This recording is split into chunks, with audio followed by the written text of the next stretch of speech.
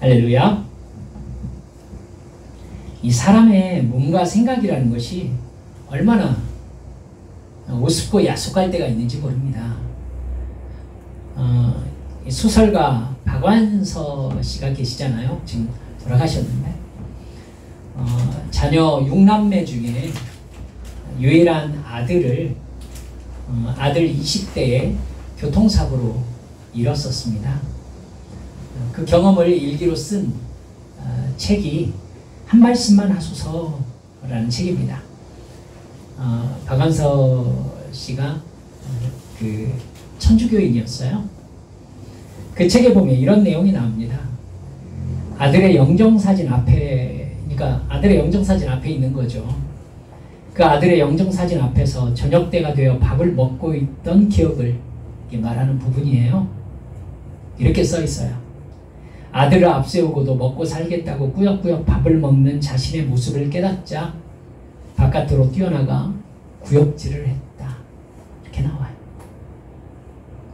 여러분 무슨 마음인지 충분히 공감할 만하지 않습니까? 아들이 죽어가지고 막 마음이 고통스러워가지고 자기도 살기 싫은 거예요.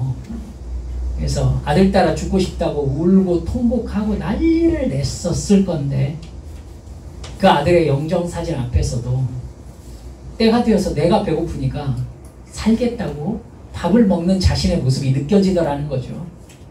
그래서 참 사람 사는 게 뭔가 싶어가지고 바깥으로 뛰어나가 구역질을 했다는 이야기입니다. 여러분 사실 그게 사람이에요. 목수처럼 아끼고 사랑했던 아들이 죽어서 나 이제 어떻게 사나고 통곡하고 죽음을 생각해 놓고도 시간이 되면 밥을 먹어요. 신학을 전공한 사람들끼리 대화를 하다 보면요, 외부적으로 하는 행동이 마음에 어떤 영향을 끼치는가 라는 부분에 대해서 제 친구들을 만나서 얘기할 때가 종종 있었습니다. 대표적으로 이렇게 언쟁이 되는 이 주제가 뭐냐면 금식기도예요. 금식기도. 신약을 가르치는 교수님들이 특별히 어떤 종교 행위에 대해서 반감이 좀 심하신 편들이십니다. 구약 교수님들은 그런 게 좀 적으신 편인데 신약 가르치신 그 교수님들은 약간 좀 날카로우신 분들이 좀 있으세요. 그래서 그 교수님들하고 저하고도 이렇게 논쟁을 한 적이 있었거든요. 교수님들은 금식 반대론자들이 제법 계십니다. 왜 밥을 굶어가면서 기도를 하느냐는 것이죠. 뭐라고 하느냐면 내가 이렇게 기도로 하나님을 협박하는 태도 아니겠느냐라는 겁니다. 하나님에게 강하게 부담을 줘서 내가 원하는 것을 기어이 관철시키려는 태도 아니겠느냐. 그래서 금식기도는 아니다. 이렇게 가르치셨어요. 어쩌면 합리적이죠. 어쩌면 합리적입니다. 하지만 그때 제가 좀 교만하게 교수님께 그렇게 말씀을 드렸었어요. 교수님 금식기도를 해보셨습니까? 그러니까 교수님이 전도사님 이러시더라고요. 여러분 제가 그때 그런 마음이 진짜 들었었어요. 제가 금식을 자주 했었던 때가 있었거든요. 영혼의 갈급함을 느낄 때나 정리해야 할 마음이 느낄 때에는 제가 자주 금식하러 갔었습니다.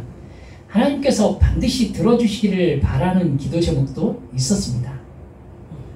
그걸 기도하려고 금식하러 동굴에도 들어가고 기도원도 들어가고 하면서 이렇게 기도를 했습니다만은 금식 기도를 통해서 제가 받은 것은요, 제가 원했던 기도 응답이 아니었어요.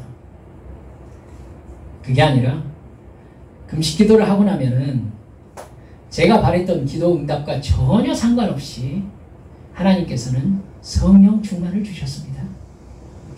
하나님은 네가 바라는 것을 간절히 구하면 성령을 주시겠다고 약속하셨어요. 누가복음 11장 13절 말씀이죠. 여러분 저는 금식하면서 깨달았던 게 그거예요. 그게 진짜 복이에요. 예, 하나님은 약속을 반드시 지키세요. 금식하면요, 성령을 주세요. 내가 기도 제목 가져간 것을 이루어 주시는 게 아니라. 이사야 58장 6절과 7절을 보면은 하나님께서 기뻐하시는 금식에 대해서 이렇게 정확하게 말씀하십니다. 내가 기뻐하는 금식은 흉악의 결박을 풀어주며 멍에의 줄을 끌어주며 압제당하는 자를 자유하게 하며 모든 멍에를 꺾는 것이 아니겠느냐. 잘못하면 하나님께서 나에게 이걸 해주시겠다 이 얘기로 해석하고 설교하시는 분들이 계시는데요. 전혀 아닌 거 여러분 아시죠? 네가 금식한다라고 할 때에는 남의 흉악의 결박을 네가 풀어줘야 되는 거고, 멍에의 줄을 네가 풀어줘야 되고, 압제당하는 자를 자유하게 하는 것이고, 모든 멍에를 꺾어주는 것이 내가 기뻐하는 금식이다. 또 줄인 자에게 네 양식을 나누어주며 유리하는 빈민을 집에 들이며 헐벗은 자를 보면 입히며 또 내 고륙을 피하여 스스로 숨지 아니하는 것이 아니겠느냐. 이렇게 말씀하셨어요. 무슨 뜻이에요? 금식이란 하나님의 나라와 하나님의 뜻을 구하는 것으로서 하나님께 내 소원을 이루어달라고 협박하는 게 아니라 하나님의 소원과 내 소원을 일치시키는 것이 바로 금식이라고 가르쳐 주시는 것입니다. 내 육신의 욕망을 내려놓고 하나님과 깊고 실질적인 구원의 은혜 안으로 돌아오는 것이 금식이라는 말씀입니다. 즉 금식의 1차적인 목적은 욕심을 버리는 것입니다. 금식하고 기도하면 그렇게 됩니까? 네, 그렇습니다.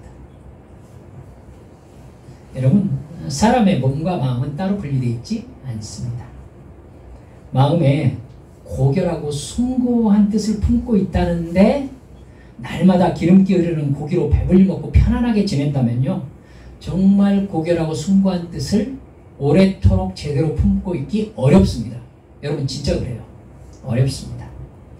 세상 만족으로 가득한 마음에 하나님을 사랑하고 하나님 나라와 그의 의를 구하는 마음이 자리 잡기가 어렵습니다. 금식을 시작해 보시면요, 그처럼 자신만만하던 자기 존재감이요 거짓말처럼 사라집니다.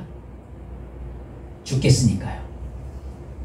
3일이나 일주일 정도 먹고 마시지 않고 금식하면 멋진 인생의 야망을 품고 노력해서 다른 사람 위에 올라서야 되겠다는 생각이 진짜 사라집니다. 정말 없어져요. 그저 한 끼 식사를 하고 싶은 마음밖에 들지 않아요. 그러면서 인생이 정말 뭘까? 내 삶이 무엇일까? 어떤 의미를 가지고 있을까? 하나님이 누구실까를 깊이 생각하면서 정말 기도하게 됩니다. 홀로 있는데 먹지 않잖아요? 경험해 보셨으니까 아시겠지만은 하루가 그렇게 깁니다. 무지무지하게 길어요. 여러분, 먹지 않고 잠을 자잖아요? 그럼 잠도 일찍 깨요. 몸이 일할 게 별로 없어가지고요, 잠이 일찍 깨집니다. 그러면 6시간 정도 이렇게 자면은 피곤이 쫙 풀리거든요. 12시에 자고 6시에 딱 일어나가지고 하루 종일 금식하고 앉아있어 보세요. 하루가 그렇게 깁니다. 성경을 어마어마하게 읽을 수 있어요. 어마어마하게 읽을 수 있어요. 여러분, 그 긴 시간 기도하고 성경 읽으면서 하나님의 뜻을 구하다 보면요, 세상 욕망 내려놓아집니다. 정말 가슴 깊이 회개가 쏟아집니다. 하나님의 깊은 음성을 분별할 수 있는 영적 각성이 임합니다. 그래서 가장 기초적인 욕망인 식욕을 억제하면서 하나님의 뜻을 구하며 홀로 있는 시간은요, 하나님의 뜻을 깨닫는 데 유익하다고 저는 생각합니다. 여러분, 오늘 본문에 지금 말씀하시는 하나님의 말씀이요, 광야길을 걷는 야곱에게 하나님께서 하신 말씀입니다. 야곱이 왜 광야길을 홀로 걷고 있는지 여러분 아시죠? 네, 에서와 이삭을 속이고 장자권을 지금 탈취한 야곱이 에서가 까딱하면 자기를 죽일 수도 있는 위험을 느껴가지고 리브가가 이 야곱을 삼촌 라반에게, 그러니까 오빠 라반에게 지금 피하라고 보냈던 것입니다. 중간에 이렇게 루스라는 곳에서 이제 잠을 자는데, 그곳을 여러분 아시죠? 있었던 일들은 여러분 여러 번 설교로 들으셨고 잘 알고 계실 것입니다. 그곳에서 야곱이 자다가 오늘 본문에 읽은 것처럼 하나님을 만나게 되고, 잠에서 깨어서 자기가 돌베개로 베고 자던 그 돌을 세워서 주님께 기름을 붓고 그곳 이름을 베델이라고 했다라는 이 배경을 가지고 있는 말씀이 오늘 본문 말씀입니다. 그가 베델에서 하나님을 만나는 경험을 통해서 하나님께서 야곱과 어떤 관계를 맺기를 원하셨는지 이것을 우리가 살펴보고자 하는 것입니다. 그래서 하나님이 우리와 오늘날에도 맺고 싶어 하시는 관계가 어떤 관계이냐라는 걸 우리가 좀 이렇게, 우리가 성경 말씀을 배우면 늘 이 생각을 하셔야 돼요. 무엇이 되고 무엇이 안 되는가, 어디 라인까지는 확실히 가야 되는가, 이렇게 하나님의 말씀을 두리뭉술하게 깨달으려고 하지 마시고요. 칼로 확 자르듯이 여기부터는 안 된다라는 선이 생기셔야 돼요. 그리고 적어도 우리 하나님과 관계를 맺으려면 이 선까지는 가야 한다, 이 행동은 해야 한다, 나의 생각이 여기까지는 가야 한다 라는 이 라인이 그어져야 된다고요. 그래서 내가 할 수 있는 일과 할 수 없는 일, 하나님께 기도할 일과 내가 노력해야 될 일, 이런 것들에 대해서 라인이 잡혀야 돼요. 손에 꽉 잡히는 게 있어야 돼요. 그래서 그 말씀이 생각날 때 내가 이 말씀을 듣고 그 다음부터 행동하는 게 있어야 돼요. 행동하는 게. 이렇게 말씀을 깨달으셔야 됩니다. 그래서 말씀이 삶으로 오지 않으면은, 즉 내 감정으로 오다가 혹은 내 지식으로 가고 말아버리면은 그건 말씀을 깨달은 게 아니에요. 그 정도의 말씀을 듣고 회개했다? 그 회개가 아니에요. 그건 뭐 잘못한 것이죠. 마치 뉴스에서 누가 나쁜 짓 했다는 얘기 듣고 참 나쁜 사람이네 이렇게 얘기한 거하고 똑같아요. 똑같아요. 내가 죄 지은 당사자, 그리고 그 결과의 처참함에 대해서 확실히 인식해야 이 말씀이 나의 말씀이 되어서 주님 앞에 진심으로 회개하게 되고, 그 회개를 하나님께서 받으실 때에 그에게 영의 세계가 열리는 것이죠. 다른 삶이 열리는 것이고요. 이러한 체험으로 가득한 것이 바로 하나님과의 관계인 겁니다. 여러분, 오늘 본문 말씀을 통해서 우리가 깨달을 수 있는 첫 번째 나눌 것은요, 하나님은 우리와 깊은 사랑의 관계를 맺으시려고 우리를 홀로 있게 하신다라는 사실입니다. 홀로 있게 하신다. 야곱이 그렇게 갖고 싶었던 장자의 축복을 받았지만 야곱은 에서의 협박을 받는 위험한 상황에 처하게 됩니다. 리브가는 야곱을 지키기 위해서 야곱을 오빠 라반에게 보냅니다. 27장 46절에 보면요, 표면적인 이유가 나와요. 이삭에게 리브가가 하는 소리거든요.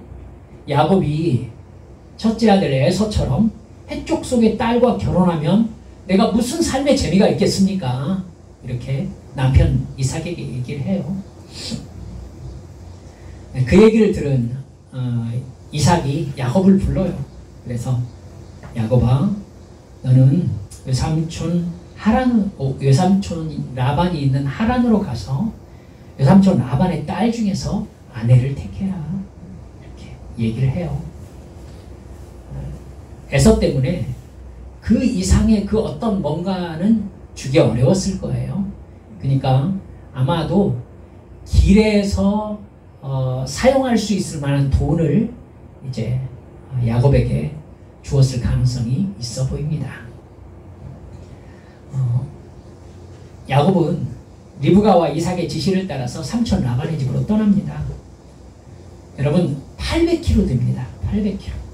여기서 부산까지가 지금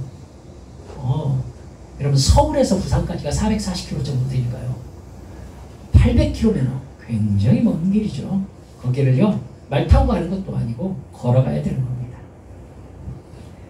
야곱은 지금까지 하나님과 고독하게 홀로 있는 시간을 가져보지 못했습니다.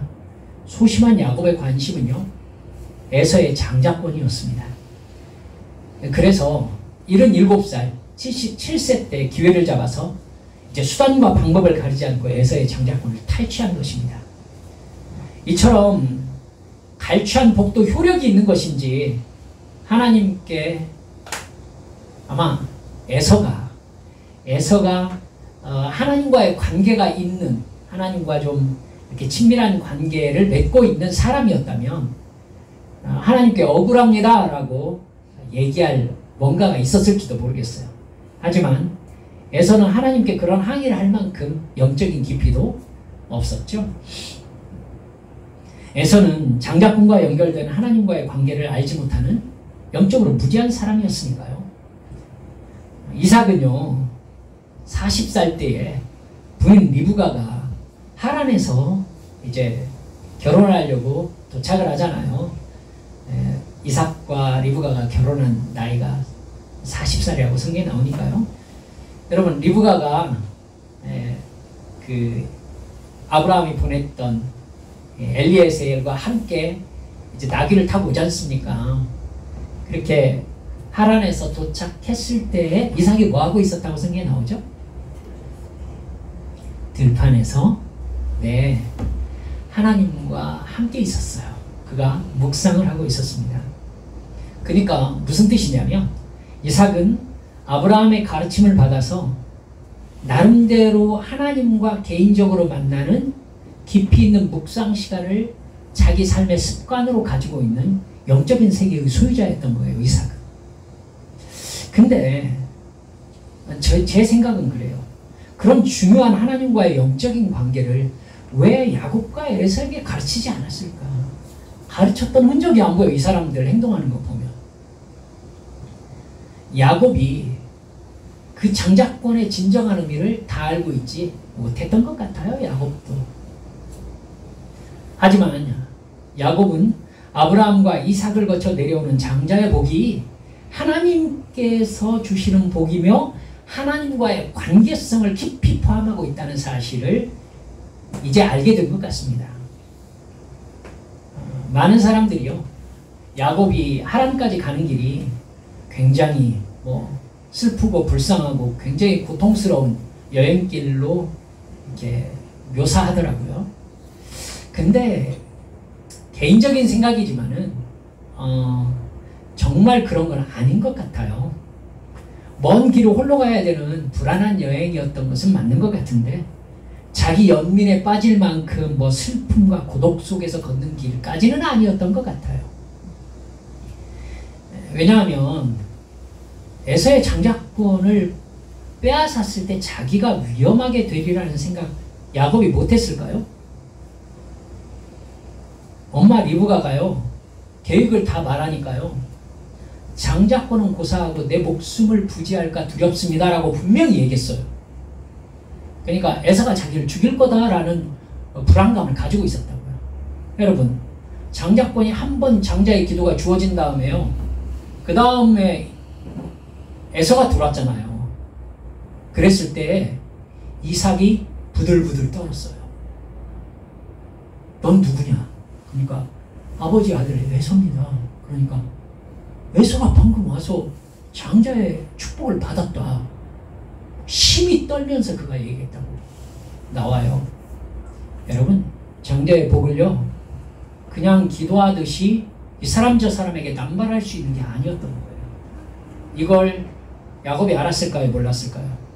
알았겠죠. 그럼 장자의 축복이 이미 야곱에게 건너갔다라는 사실을 에서가 아는 것은 금방이라는 거 야곱이 몰랐을 리가 없어요. 그럼 저는 생명의 위협을 느꼈을 것 같거든요.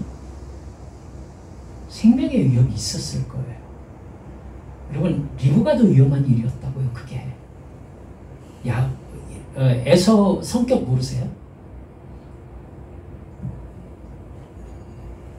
아마 생명을 부지하고 외삼촌에게로 떠나는 길이었으니까 슬프니 외롭니 고독하니 뭐 이런 종류의 생각을 할 여유가 없었을 거라고 저는 생각합니다. 야곱이 그렇게 어쩌면 되게 불안한 마음은 있었을 거예요. 하란으로 가다가 이 베델이라는 곳에서 노숙을 하게 됩니다. 여러분, 양을 치는 사람들이나 사냥꾼들은요, 그때 당시에도 흔히들 노숙을 했었어요. 그러니까 야곱 나이가 77세지 않습니까? 77세. 그러니까 이제 밤을 무서워할 나이는 아닙니다. 그 밤에 하나님이 야곱의 꿈에 나타나셨던 겁니다. 하늘까지 닿은 사다리에 천사들이 오르락내리락 하고 있었고요. 여호와 하나님이 그 위에서 아브라함 언약을 야곱에게 다시 말씀하셨습니다. 왜 하나님이 그렇게 하셨을까요? 뭐 야곱이 불안하고 외롭고 무섭기 때문에 위로하시는 것일까요? 그래서 우리는 지금 야곱이 하나님을 만난 것은 하나님께서 야곱을 너무나 가엾게 여기셔서 위로하시려고 막 그를 도와주시고 그냥 격려해 주시려고 나타나셨다라고 생각하는 경향이 있으세요. 찬양사역자들은 더 그런 감성적 생각을 더 많이 하거든요. 하지만 그건 너무 표면적인 이유입니다. 그게 아니라요, 하나님께서는 야곱에게 장자권의 의미를 정확하게 가르쳐 주실 필요가 있으셨던 거예요. 장자권을 가진 야곱과 하나님과의 관계를 가르쳐 주시기 위해서였어요. 그건요, 아브라함과 이삭처럼 하나님께서 직접 가르쳐 주시지 않으면 알 수 없는 영적인 지식이었기 때문에 그래요. 야곱은요, 지금까지 자기 욕망에만 눈길을 두었을 뿐 그 복의 근원이신 하나님께 그의 눈길을 두지 않았어요. 따라서 야곱이 홀로 800km를 걸어가야 하는 광야길은요, 하나님께서 야곱에게 하나님의 존재를 드러내실 절호의 기회였던 것입니다. 야곱은 지금 자기 몸 하나 무사히 피하는 것에만 관심이 있는 연약한 나그네이기 때문이지요. 자기에게 자기 안전 말고는 바랄 것이 없는 상황인 거예요, 지금. 하나님은 우리에게 내가 이렇게 되고 싶다, 이런 사람이 되고 싶다, 이걸 가지고 싶다, 이렇게 욕망이 가득할 때가 아니라요, 내가 나의 존재가 무엇인지 찾고 있는 이 고독의 순간, 마치 금식해서 배가 많이 고파서 한 끼만 먹었으면 좋겠다. 그래서 옛날에 남기고 버렸던 이 밥 절반이 그때 막 기억이 나는, 그렇게 막 절박한 그 순간, 여러분, 그 순간에, 즉 내가 해결할 수 없는 문제 속에서 홀로 고민하고 있는 그 순간에 하나님 우리에게 자주 찾아오십니다. 우리는 풍족하게 먹고 마시며 더 가지고 싶은 욕망이 있을 때 삶의 본질에 해당하는 질문을 하지 않아요. 않습니다. 우리가 보통 감당하기 힘든 고난에 빠졌을 때 하나님을 정말 진지하게 찾아요. 평소에도요, 하나님께 도와달라고 얘기하지만 그 마음은 어쩌면 도와주시면 좋고요 라는 마음일 가능성이 더 많아요. 근데 내가 진짜 죽을 것 같은 위기에 처해 있으면요, 하나님께 진짜 기도를 하게 돼요. 살려주세요 라고요. 마치 그것은 여러분이 성경 읽으셨겠지만 베드로가 예수님에게 막 가다가 물결을 보면서 물속으로 훅 빠져들어갈 때, 여러분, 갈릴리가 무릎까지 오는 물이 아니에요. 갈릴리 깊이가 200m쯤 됩니다. 들어가면 살 수가 없어요.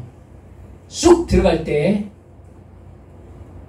여러분, 베드로, 오 거룩하시고 살아계신 하나님 아버지시여 라는 말 할 순간도 없이 살려주세요 주님 이랬어요.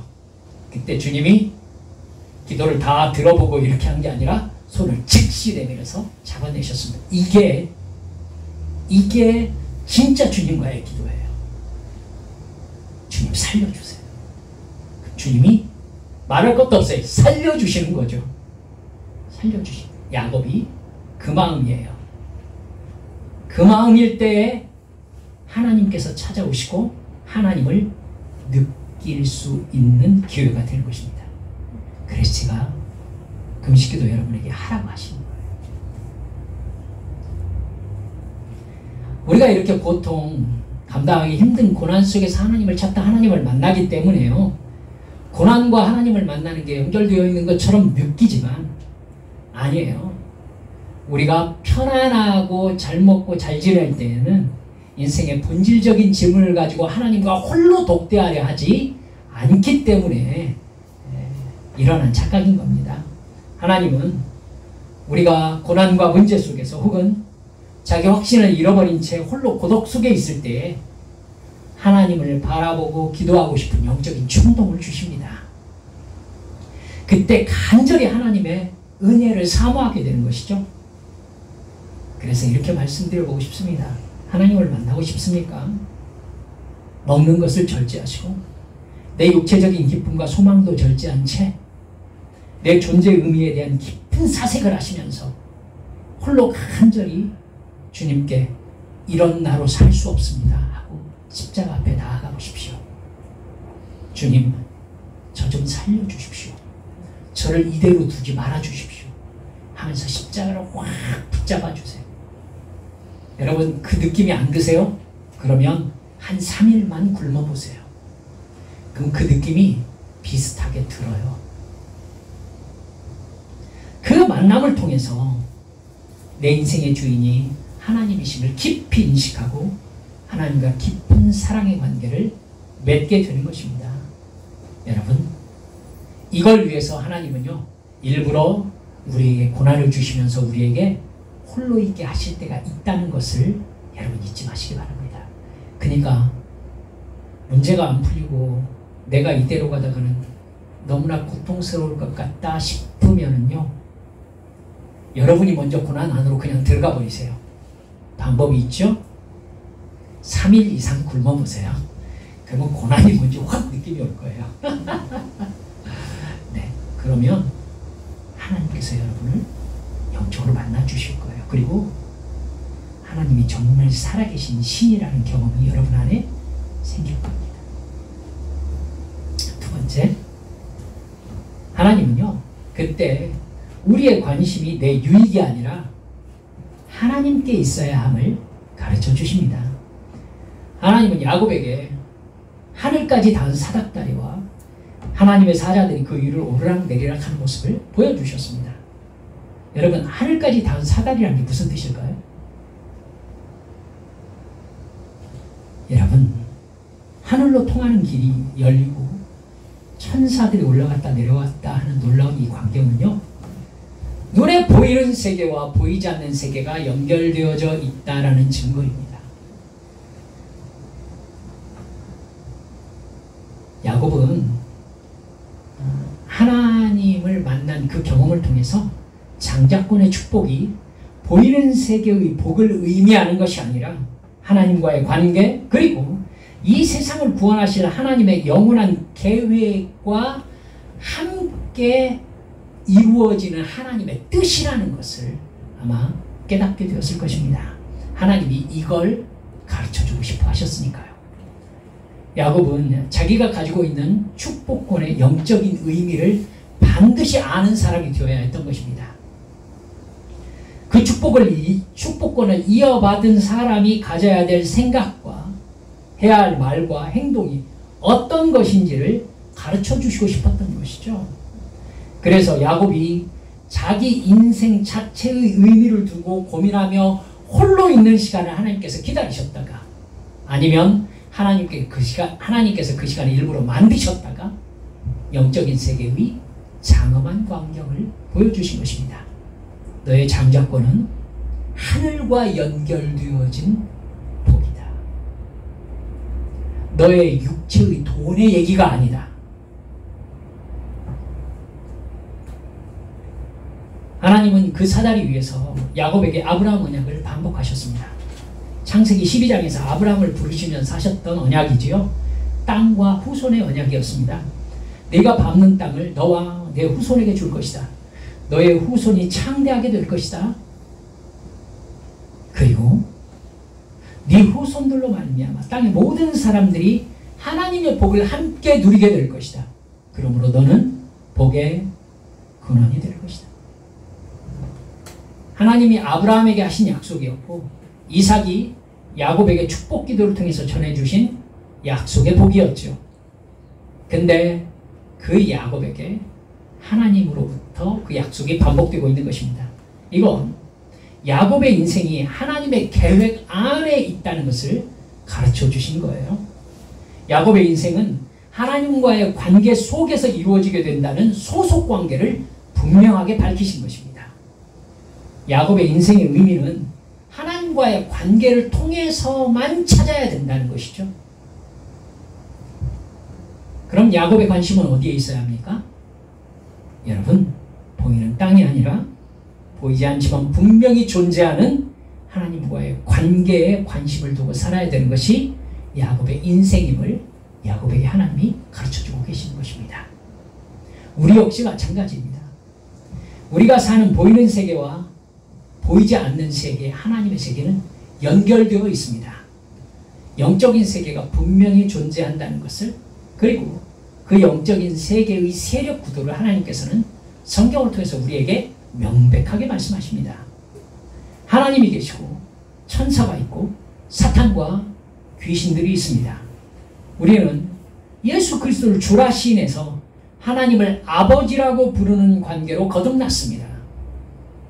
여러분, 제 자녀에게 제가 아버지라는 것처럼 확실한 사실은 없습니다. 제가 아버지이기 때문에 자녀에게 하는 행동이 있습니다. 그것 이상 그 이하를 자녀들은 생각할 수가 없습니다. 자녀들은 저를 대할 때에 저를 사장님, 직원 이런 식으로 대해본 순간이 한순간도 없을 것입니다. 저는 자녀들에게 무조건 그냥 아버지입니다. 자녀들이 저에게 하는 모든 말들은 아버지이기 때문에 하는 말입니다. 하나님은 우리에게 누구십니까? 하나님이 내 아버지라고 하나님이 직접 말씀하셨습니다. 이제 우리 인생의 의미는 하나님이 내 아버지다라는 이 관계를 통해서 주어집니다. 그 아버지께서 우리에게 영원한 천국을 약속하셨고 이 세상에 사는 동안 하나님 나라 백성으로 살게 인도해 주겠다고 약속하셨습니다. 그것은 성령님께서 내 영혼과 육체와 내 환경과 관계 속에 역사하심으로 하나님의 말씀에, 하나님의 계명에 순종하게 도와주시겠다는 약속입니다. 또한 사탄과 귀신들의 영향으로부터 자유로울 수 있도록 죄로부터, 죄의 유혹으로부터 너에게 지혜를 주어서 그 죄를 분별하고 싸울 수 있는 영적인 능력 주시겠다는 말씀입니다. 그러니까 여러분, 우리들의 관심이 어디에 있어야 하냐는 것입니다. 우리들의 귀는 늘 하나님을 향해 열려 있어야 되는 겁니다. 그래서 우리가 기도하는 것이고, 그래서 우리가 성경을 읽는 것입니다. 우리가 성경을 읽을 때 마음속, 여러분 경험하지 않으셨습니까?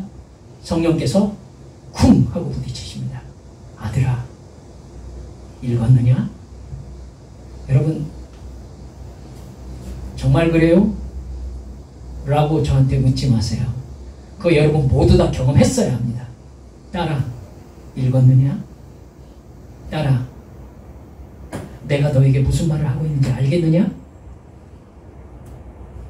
그 순간 널널하게 성경 읽고 있다가 갑자기 화다닥 일어나서 하나님 앞에 정말 무릎 꿇고 앉아서 내 주님 말씀하세요.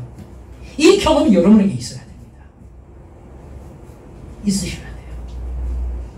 잠잠히 성경 읽다가, 아니면 나의 습관을 따라, 예수님도 습관을 따라 기도하러 가셨잖아요.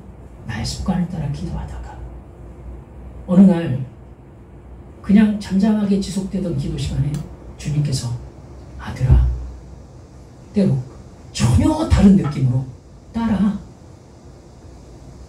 여러분, 영적인 감각이 열려있는 사람은요, 그 순간이 주님께서 내 영혼과 접촉하고 계시는 순간이라는 거 여러분 압니다. 바로 그 자리에서 화다닥 일어나서 무릎 꿇고 딱 앉아서 말씀하세요. 예 주님 말씀하세요. 이 경험이 여러분에게 있으셔야 되는 겁니다. 사무엘이 그랬고 다윗이 그랬고 여러분 감옥에 있던 요셉이 그랬어요.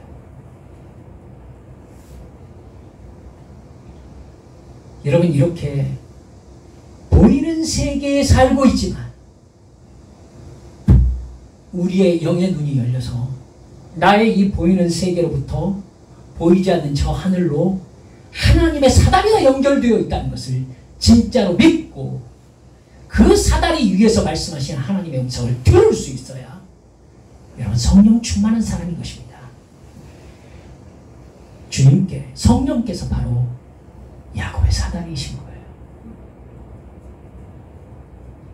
여러분 이 관계 안에 있어야 내가 지금 무엇을 해야 되는지 하나님께서 나를 사랑하신다는 것이 어떤 의미인지 내 삶의 의미는 무엇인지 나는 이 관계와 이 교회와 나의 일 속에서 무엇을 해야 되는 사람인지 그리고 나는 무엇을 위해서 기도해야 되는 사람인지를 여러분 이러한 영적인 세계 속에 살고 있어야 결정할 수 있게 되는 거예요.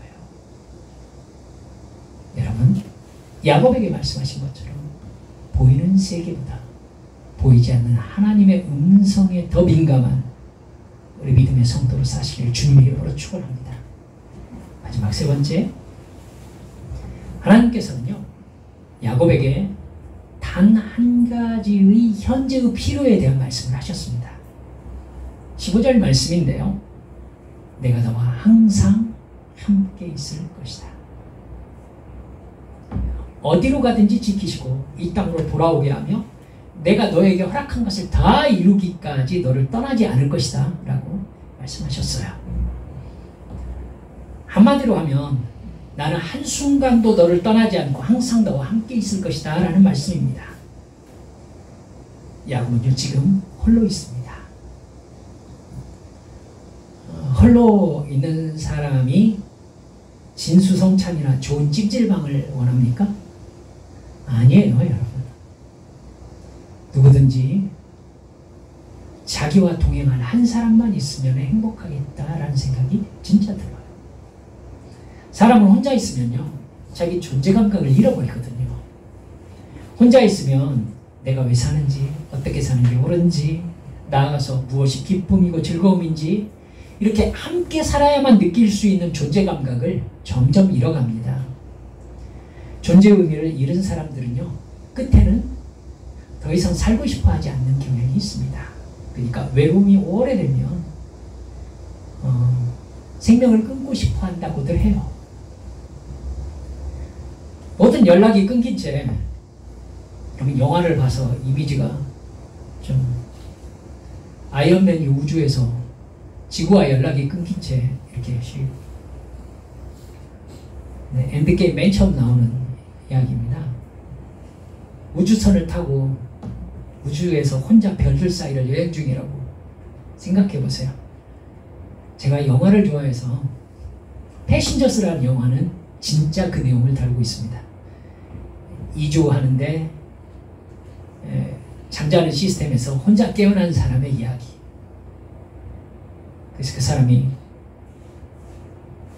혼자 깨어나서 견디지 못하고 다른 한 사람을 깨우는 바람에 둘이 왜 깨우겠어요? 혼자는 도저히 못 살겠으니까. 못 살겠어. 바로 야곱이 그렇게 홀로 있을 때에 야곱에게 하나님이 그런 존재가 되어주셨어요. 이 사람이 행복한 사람입니다. 내가 진짜 홀로 있을 때에 하나님이 우리 옆구리 이렇게 훅 찌르면서 나 있잖아. 이 소리를 들을 수 있는 사람이라면 그게 진짜 행복한 사람인 거예요. 하나님은요 사실 하나님 자신보다 좋은 것을 우리에게 주실 수가 없습니다. 하나님이 하나님이 약속하신 복 중에서 가장 좋은 것이 무엇입니까? 하나님입니다. 하나님이에요. 하나님께서 함께 계시겠다는 약속보다 더 든든한 약속은 없습니다.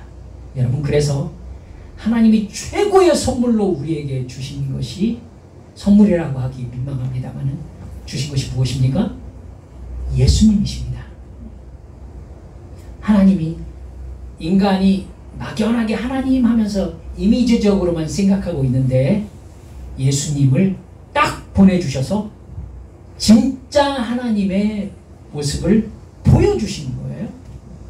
그리고 마태복음 2장에서는 그 예수님의 이름을 뭐라고 얘기하죠? 아실 텐데, 임마누엘. 예수님의 이름이 임마누엘이다. 그의 이름을 임마누엘이라 하리라.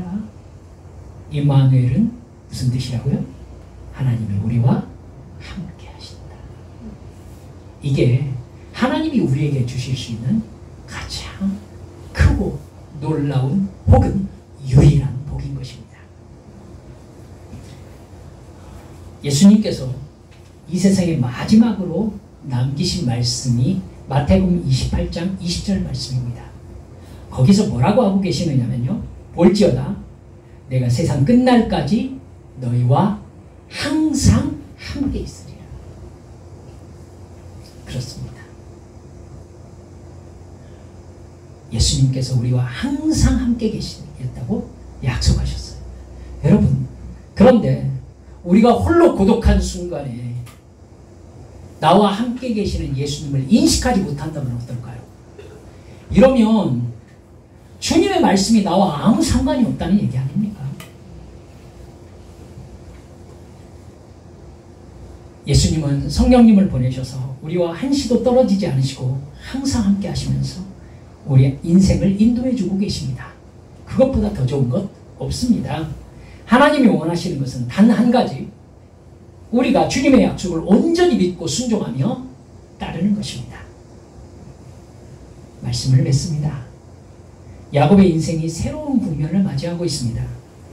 이제 그는 하나님과의 관계 속에서 아브라함 언약의 계승자로서의 삶을 살아야 합니다. 하나님은 그런 야곱의 삶에 한순간도 떠나지 않고 함께 계시겠다는 임마누엘의 약속을 하고 계십니다. 우리는 어떻습니까? 내 아버지이신 하나님과 대화하며 내 욕망을 내려놓고 하나님의 뜻을 구하는 홀로의 시간을 얼마나 자주 갖고 계십니까? 세상보다 하나님을 바라보면서 하나님과의 관계 속에서 내 삶의 의미를 잘 찾아가고 계십니까? 하나님이 늘 함께하고 계심을 믿고 있습니까? 날마다 성령 충만함을 간구하면서 실제로 성령의 임재하심 아래 살아감으로 말미암아 우리 삶도 늘 베델의 하나님을 믿고 의지하며 따라가는 삶이 되시기를 주님의 이름으로 축원합니다. 우리 시간 함께 잠깐만 기도하십시다. 여러분, 하나님께서 우리가 어떤 어려움 속에서 홀로 있을 때에도 내가 너의 친구로, 너의 아버지로, 너를 가장 사랑하는 자로 네 곁에 있을 것이다, 이 약속하셨습니다. 이 약속이 내 삶에 실제적으로 느껴지는 사람이 행복한 사람입니다.